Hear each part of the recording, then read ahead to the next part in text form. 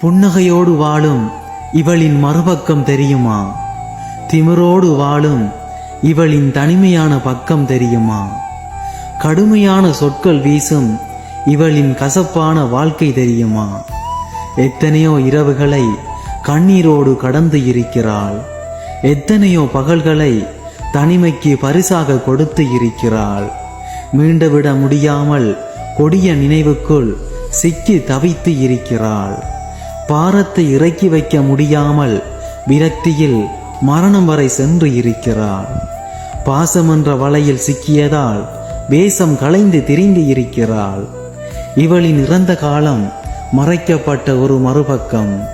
எல்லாம் மறந்து எல்லாம் வெறுத்து திமிரை அடையாளமாய் கொண்டு தைரியத்தை தன்னுடையது என்று பொது வாழ்க்கை வாழும் இவளுக்குள் மரணிக்கப்பட்ட மறுபக்கமும் உண்டு.